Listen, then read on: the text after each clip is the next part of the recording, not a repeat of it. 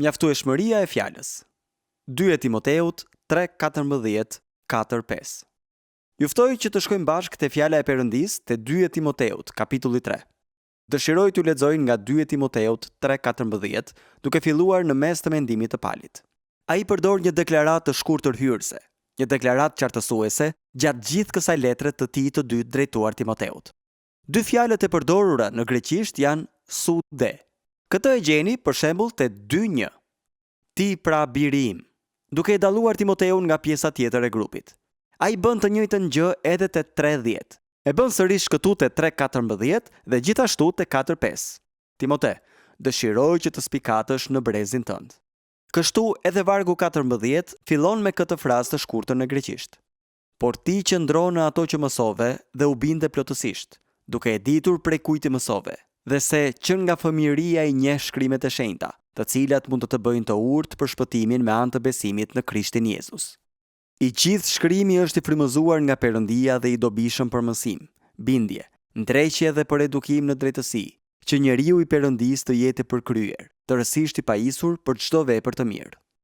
Unë po të përbej, pra, përpara Perëndisë dhe Zotit Jezu Krisht, që ka për të gjykuar të gjallë e të vdekur në dukjen e tij dhe në mbretërinë e tij.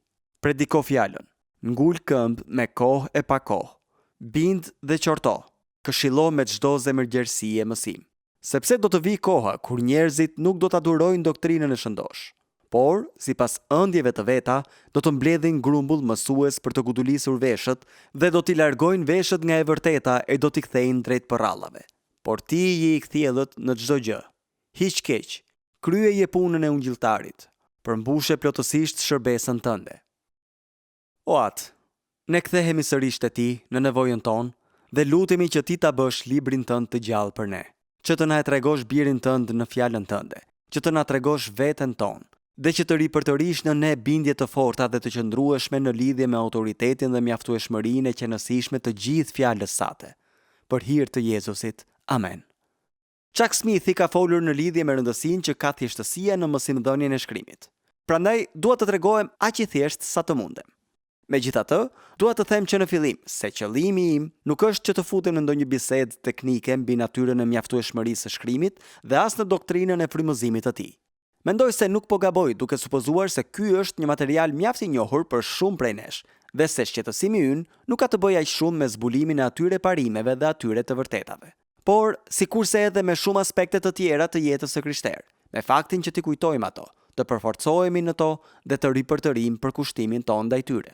Mendoj se në këtë gjë do të bëni mirë të kujtonim vetes që konteksti në të cilin Pali po i shkruante Timoteut ishte një kontekst për shtjellimi mjaft i jashtëzakonshëm. Kisha po përballej me një larmi kërcënimesh, të cilat po i vinin si nga jashtë, ashtu edhe nga brenda saj. Nga këndvështrimi njerëzor, ato po e sfidonin dhe po e kërcënonin ekzistencën e komunitetit të krishterë. Ata që i shihnin ngjarjet e kohës nga këndvështrimi njerëzor dhe mbi bazën e kuptimit të tyre laik, me të drejtë mund të supozonin se kisha nuk do të mbijetonte në brezin tjetër. Peshkopi Henry Moule, i cili shkruante në brezin përpara nesh, thotë: "Krishterimi nga pikpamja njerëzore po lëkundet në prag të zhdukjes." Pikërisht në këtë mjedis, jo në një mjedis shumë inkurajues, por në një mjedis tepër armiqësor, u thirr Timoteu. Ky shërbënjës shumë i pazakont që të merrte stafetën e përgjegjësisë nga kolegu, mentori dhe ati i tij në besim. Kundër kishës po ushtrohej një përndjekje e jashtëzakonshme. Gjithashtu, te 2 Timoteut 1:15 na thuhet se kishte një braktisje të madhe të besimit nga shumë njerëz në krahinën e Azisë. Sikur kjo të mos mjaftonte, Timoteu ishte gjithashtu i vetëdijshëm për faktin se ajo që po merrten nga Pali, ashtu si i kuptonte Pali gjërat, ishte letra e tij e fundit. Sikur se bëhet e qartë edhe te 2 Timoteut 4:6. Pali ishte i vetëdijshëm që jetës së tij po i vinte fundi dhe që ditët e tij të fundit po i kalonte në atë biruc të errët në Rom në pritje të ekzekutimit. Ai e kuptoi se mundësia për ta çuar përpara ungjillin ishte në ikje e sipër. Prandaj, urgjenca e madhe e jetës së Palit ishte që t'i përcillte Timoteut, këtij djalit të ri që gjendej në një mjedis tepër të pështjelluar, qartësinë, autoritetin dhe mjaftueshmërinë absolute të shkrimeve. Këto të vërteta nuk ishin të reja për Timoteun, por ato ishin të domosdoshme për të, ashtu sikur se janë edhe për ne sot. Pështjellimi në kohën e Timoteut ishte i ndryshëm, por mund të përmbledhej me dy mendime.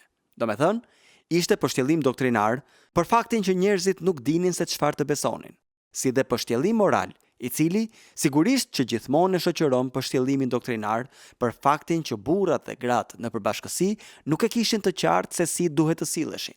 Prandaj, si në sferën e besimit, ashtu edhe në atë të sjelljes, kisha po lëkundej në prag të zhdukjes, siç thot Moul. Ja ku jemi ne tani. Dhe nuk duhet të jesh tepër i zgjuar për të dalluar se ka një pikë të menjëhershme identifikimi, pavarësisht nga fakti që ne jetojmë afërsisht 2000 vjet larg nga koha e Timoteut. Mendoj se është e drejtë të argumentojmë se edhe në këtë pikë të historisë, kisha gjendet sërish buzë kapitullimit. Çështjet më serioze me të cilat përballemi janë sfidat e pluralizmit dhe të sinkretizmit. Kur kisha tundohet për të përqafuar ndonjë gjë tjetër, përveç thjeshtësisë së ungjillit dhe mjaftueshmërisë së shkrimit, gjithmonë do të jetë e rrezikuar nga kapitullimi, dhe kështu zelli i saj misionar do të zbehet. Gjithashtu, dëshira e saj për t'i parë jo besimtarët të bëhen ndjekës të përkushtuar të Jezu Krishtit do të nisë të dobësohet. Më shumë para do të shpenzohen për çështjet politike sesa në ungjillëzimin e botës. Kisha po lëkundet në prag të kapitullimit. Ne jetojmë në një kohë të caktuar, në fund të mijëvjeçarit, dhe po përjetojmë një trysni të jashtëzakonshme për t'ju dorëzuar idesë që në histori nuk ka ndonjë zbulesë unike. Me fjalë të tjera, Gaja dhe besimi të nënatok, idetë budiste, hinduizmi dhe e gjithë turlia e pluralizmit janë në fakt përgjigja e pyetjes. Ne jetojmë në një kohë kur e vërteta është zhvlerësuar dhe mbifron është vendosur toleranca, kur djemtë dhe vajzat e reja po rriten në kishat tona me një lloj krishterimi si të pa pikë kuptimit të qartë për teologjinë biblike dhe po lëkunden buzë kapitullimit. Ata rrezikojnë të kapitullojnë përpara idesë se ka shumë udhë të ndryshme për të arritur në realitetin hyjnor. Të kapitullojnë përpara idesë se të gjitha formulimet e së vërtetës fetare ose të përjetimit fetar janë nga vetë natyra e tyre shprehje të pamjaftueshme të asaj së vërtete. Të kapitullosh do të thotë të pranosh idenë se është e nevojshme që t'i harmonizosh sa më shumë që të jetë mundur të gjitha idetë dhe përjetimet fetare, për të krijuar kështu një fe universale për gjithë njerëzimin. E tillë është koha në të cilën jetojmë. Prandaj, sfida më e madhe është që të mbahemi fort pas mjaftueshmërisë së shkrimit në një kontekst i cili jo vetëm në sferën laike, por edhe në atë kishtare, është duke u lëkundur buzë kapitullimit. Ka lloj-lloj gjëra që kontribuojnë në këtë gjendje. Nuk dëshiroj të dal nga tema dhe të bie menjëherë në telashe. Ndoshta arsyet do të bëhen të qarta ndërkohë që vazhdoj me këtë mesazh. Në fakt, mund t'ju garantoj që kështu do të ndodh, por me gjithë këtë hyrje të gjatë, pyetja është kjo. Si mund të ruhemi përpara një rreziku të tillë? E po, mbrojtja është një përkushtim i ripërtërir ndaj mjaftueshmërisë së shkrimeve.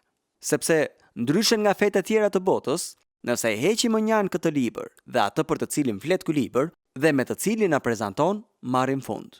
Gjithçka që na mbetet janë moralizmat, klishet, idetë fetare, agjendat dhe nocionet për mirëqenien e një kulture, mirë po e humbasim gjithë autoritetin. E humbasim gjithë qartësinë dhe, në fakt, nuk kemi asgjë për t'i thënë mjedisit ton. Prandaj, kundër helmir për rrezikun nga brenda dhe atën nga jashtë, është që të ripërtërihemi në bindjen tonë, në lidhje me çështjen për të cilën Pali i flet Timoteut në këto vargje. Tani, ajo që bën Pali është thjesht ajo që kishte bërë vetë Jezusi. Jam i sigurt që të gjithë ne kemi pika të parapëlqyera në udhëtimin e jetës së Krishtit. Nëse do të kishim mundësi të ktheheshim pas në kohë, pikërisht në atë çast të ekzistencës, mund të thoshim njëri tjetrit se ku do të na pëlqente të ishim. Sipas mendimit tim, nga të gjitha rastet dhe ndodhit, është një që spikat mbi të gjitha. Sigurisht duke përjashtuar ngjarjet e varrit bosh dhe të ringjalljes. Dhe kjo është ndodhia e Jezusit me 2 dishepujt në rrugën për në Emaus. Nëse ka një predikim që do të doja ta kisha dëgjuar, është ky predikim që na jepet në formë të përmbledhur. Te Luka 24:27. Pasi këta 2 dishepujt të mërzitur kanë thënë: "E di çfarë? Ne mendonim se ky Jezusi nga Nazareti do të ishte shpëtimtari i botës. Ne mendonim se ai do t'i përmbushte deklaratat e tij, por gjithçka mori fund në një varr në Palestinë." Dhe Jezusi i sheh me dashuri dhe u thot: "Oh, sa të ngathet që jeni në zemër për të besuar gjithçka që kanë shkruar profetët për mua." Dhe pastaj, duke zënë fill nga Mojsiu dhe nga gjithë profetët, ai u shpjegoi atyre në të gjitha shkrimet gjërat që i takonin atij.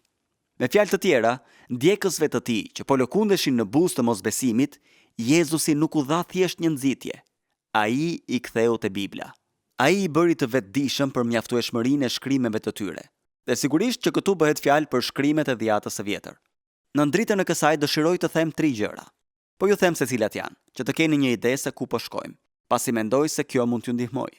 Gjithmonë është mirë kur ke diçka që e pret. Pra dëshiroj të them 3 gjëra. Që shkrimet janë të mjaftueshme, më së pari për shpëtim, që janë të mjaftueshme për transformim dhe që janë të mjaftueshme për shpallje. Mendoj se nëse e shihni tekstin bashkë me mua, do ta kuptoni se po them thjesht atë që Pali i thot Timoteut. Te 2 Timoteut 3:14, Pali thot: "Sa për ty, ndryshe nga shtirësit që do të shkojnë keq e më keq, ndryshe nga mashtruesit që po mashtrojnë edhe veten e tyre, edhe të tjerët, ndryshe nga ata individ, Timote, unë dua që ti të vazhdosh në ato që mësove dhe për të cilat u binde." E shihni që kjo është themelore. Rëndësia e kësaj bazohet mbi 2 gjëra. E para, duke e ditur prej kujt ti mësove. E dyta, sepse ti e di se çfarë mësove. Duke pasur parasysh familjen nga e cila vinte, Timoteu duhet i kishte marrë të gjitha këto udhëzime. Ndikimi i një gjysheje dhe i një nëne të perëndishme dhe të gjitha përfitimet që vijnë bashkë me këtë, sigurisht që do ta kenë shoqëruar Timoteun që nga ditët e vegjëlisë, duke mësuar ato gjëra që Perëndia i kishte dhënë popullit të tij kur ishte duke ecur rrugës, kur ulej dhe kur ngrihej, duke mësuar nevojën që të lidhte ato pas zemrës së tij dhe të fliste për to gjatë shtektimit të jetës së tij.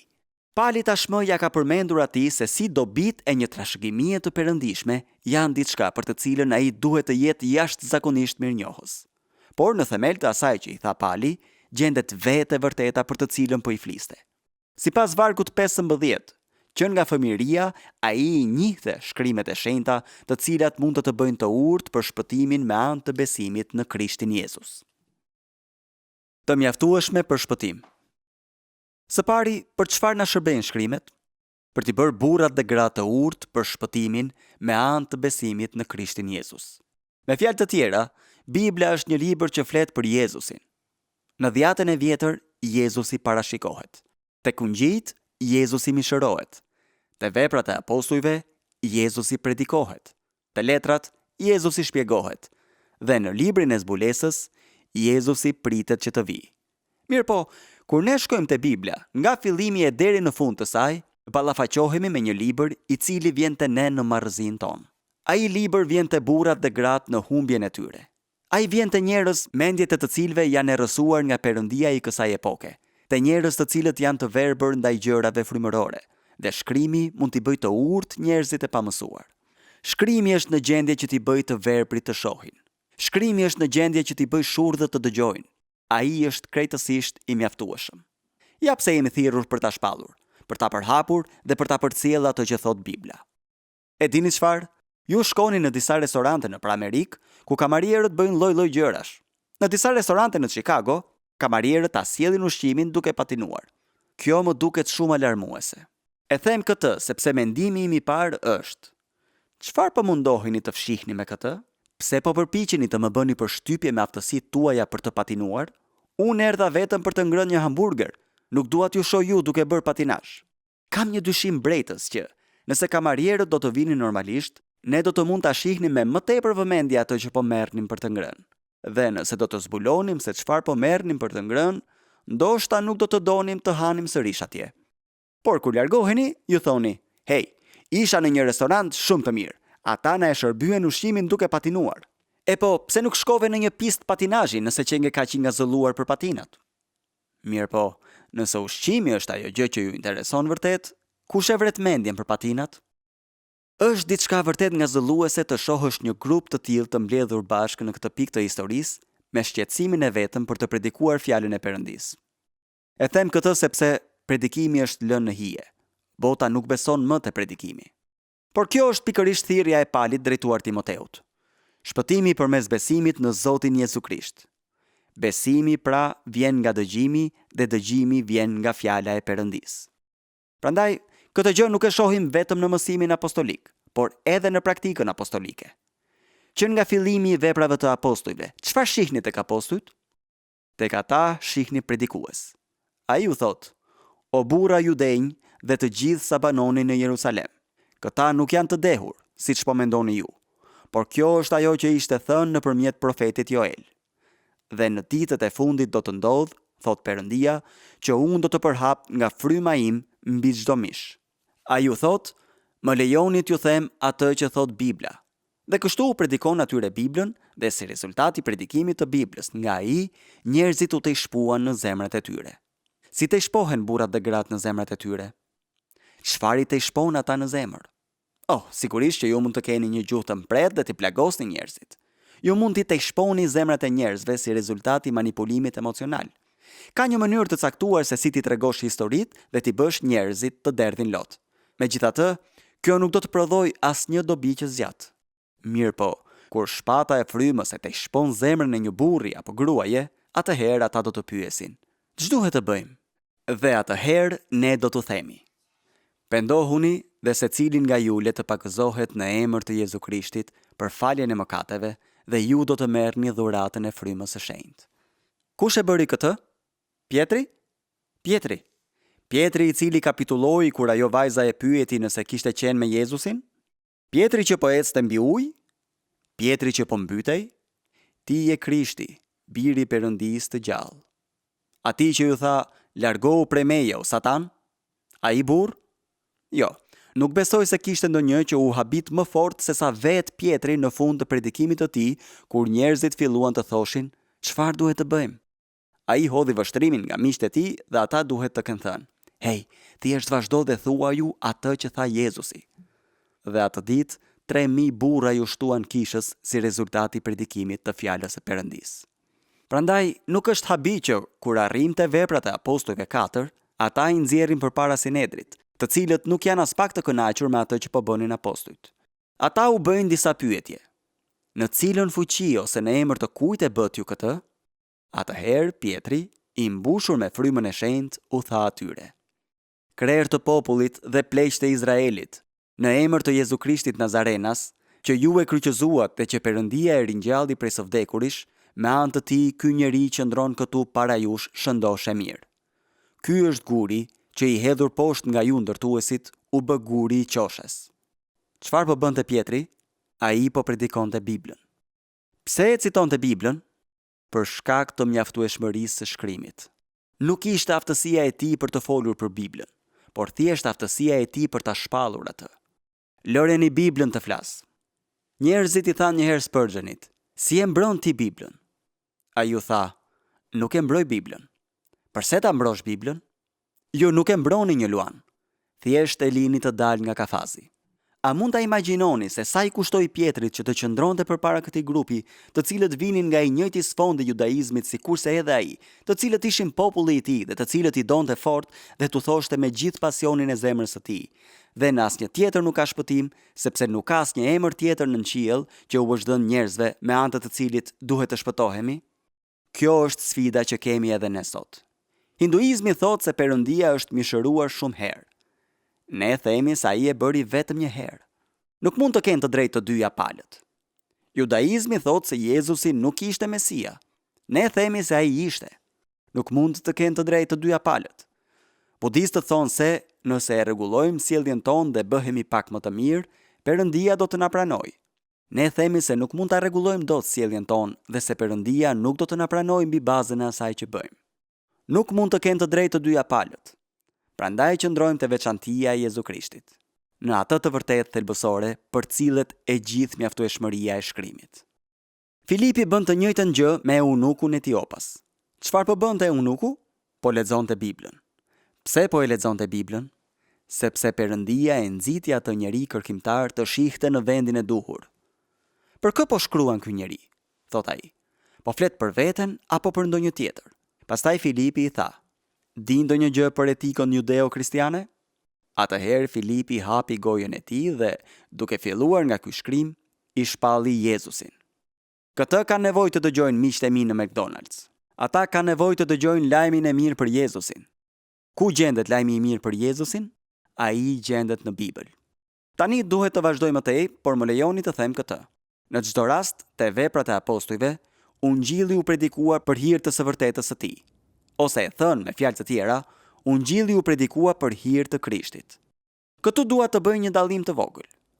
Ungjilli nuk u predikua si mjeti drejt një synimi.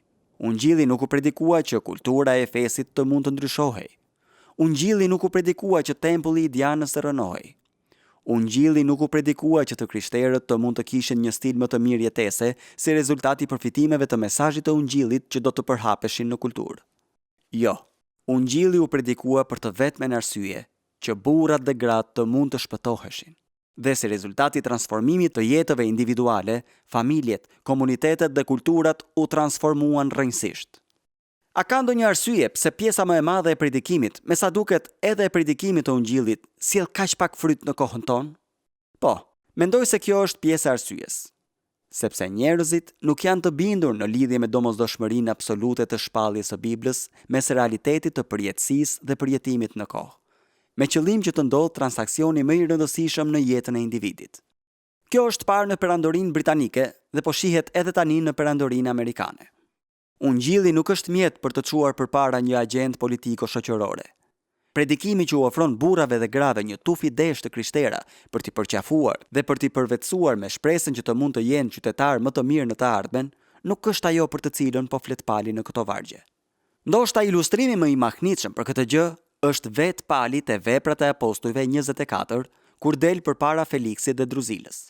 Pra, kur doli përpara pushtetit më të lartë të asaj krahine. Feliksi dhe Druzila ishin të mërzitur atë pasdite. Prandaj, pasi kishin provuar gjithçka zbavitëse, vendosën të thërrisnin apostullin që t'i argëtonte për pak minuta. Prandaj, te Veprat e Apostujve 24:24 thuhet: pas disa ditësh Feliksi, që kishte ardhur me gruan e tij Druzila, që ishte judease, dërgoi ta thërresin Palin dhe e dëgjoi. Për çfarë u foli Pali? Lidhur me besimin në Krishtin. Pse? Sepse kjo është gjëja e vetme për të cilën ja vlen të flasësh. Përse ta harxosh kohën tënde për të folur për diçka tjetër? Nëse je dikush që e di se po të afrohet vdekja dhe po ballafaqon burra dhe gra që një ditë do të vdesin, nëse jeta jote është transformuar nga fuqia e ungjillit, nëse e di se është caktuar që njerëzit të vdesin një herë dhe më pas vjen gjyqi, nëse e di se Perëndia ka caktuar një ditë në të cilën do të gjykojë njerëzit dhe ai do t'i ndajë delet nga cjept, sigurisht që nuk do të shkoje në një kontekst të tillë dhe thjesht të përpiqeshe që ta integroje veten në shoqërinë e Feliksit dhe të gruas së tij. Sigurisht që nuk do të shkoje atje dhe thjesht të thoshe: "E dini çfarë? Nëse do të mund të dilja që këtu dhe ta përdorja këtë bisedë të shkurtër në këtë mbrëmje si një mjet për t'ju rthyer gjërave që po bëja, atëherë mund të kthehem dhe të vazhdoj punën e predikimit të ungjillit." Jo, përkundrazi, ai u foli atyre për besimin në Jezu Krishtin dhe kishte një predikim me 3 pika. Ai fliste për drejtësi dhe për mbajtje dhe për gjyqin e ardhshëm. Ju mund të thoni: "E po, kjo ishte e lehtë. Ai ishte në shekullin e parë. Atyre u pëlqenin këto gjëra aso kohë. Ata po përballeshin me përndjekje të mëdha, me zjarr dhe squfur, me luan dhe tigra. Njerëzve po u pritej koka për besimin e kështu me radhë. Nëse e keni në mendje një ide të tillë, dijeni se kjo është një ide false." Feliksi ja mori Druzilën bashkëshortit të saj me ndihmën e Simonit, magjistarit nga Qiproja. Ata po jetonin në një marrëdhënie kur është shkeljeje. Pali çohet dhe thot: "Pika ime e parë këtë mbrëmje është drejtësia. Lum njeriu që nuk ecën sipas këshillës së të pabesëve, që nuk ndalet në rrugën e mëkatarëve dhe nuk ulet bashkë me tallësit, por gjen kënaqësinë e tij në ligjin e Zotit dhe mendon thellë ditë e natë mbi ligjin e tij." Feliksi i thot: "Dakord, kaloj këtë pikë, shko te pika tjetër." "Dakord. Më lejoni të vazhdoj me pikën time të dytë. Përmbajtja. Ndoshta mund të kalojmë direkt te pika e tretë." "Dakord. Faleminderit që e kërkove. Dua të flas për gjykimin që po vjen." Jo, nuk e kam dëgjuar Gregun të predikoj shumë në fushatat e tij ungjillëzuese. Por gëzohem për atë që kam dëgjuar, sepse në këto çështje nuk ka dy kuptimësi. Shumë të dashur, nuk mund të ketë dy kuptimësi. Kohët në të cilat jetojmë janë tepër të rrezikshme. Thellësia e shturjes njerëzore është tepër e madhe. Mjetet e shpalljes së lajmit janë tepër të fuqishme që të merremi me ndonjë gjë tjetër përveç mjaftueshmërisë së shkrimit. Shkrimi është i mjaftueshëm që përmes besimit në Jezu Krishtin t'i sjellë burrat dhe gratë në shpëtim. Sfida e madhe ndaj krishterimit sot nuk është aty ku mendojnë shumica e njerëzve. Ata mendojnë se sfida më e madhe po vjen nga jashtë. Ata mendojnë se sfida po vjen nga shekularizmi. Jo. Sfida më e madhe ndaj krishterimit sot po vjen nga brenda, nga nxitja e përgjithësimeve fetare, teorive psikologjike dhe agjendave politike. Ne po vrasim vetveten. Nuk kemi nevojë që këtë ta bëjë ndokush nga jashtë. Pse? Për shkak se nuk besojmë në mjaftueshmërinë e shkrimeve. Ja pse në shfaqje televizive dhe emisionet e radios, njerëzve që telefonojnë u thuhet: "Nuk ke pse të shkosh te pastori yt. Ke nevojë të shkosh te dikush që ka veshur një përparse të bardhë dhe që e kupton se si të mbyllën në një kuti kur ishe 7 vjeç dhe se si gjyshja jote të mbyllte në bagazhin e makinës dhe gjëra të tilla si këto. Prandaj, shko te njerëzit me përparse të bardha dhe me bibla të vogla." Cili është mesazhi i kësaj? Nuk po hedh poshtë ndihmën që vjen nga lloje të ndryshme agjencish. Ajo që po them është kjo: gjërat kanë ndryshuar shumë. Mendimi i fundit në mendjen e njerëzve është që të shkoni te shkrimet, sepse ato janë të gjithë mjaftueshme për nevojat e jetës. Këto ja kemi bërë vetes gjatë shekullit të fundit, pa na ndihmuar ndokush nga jashtë.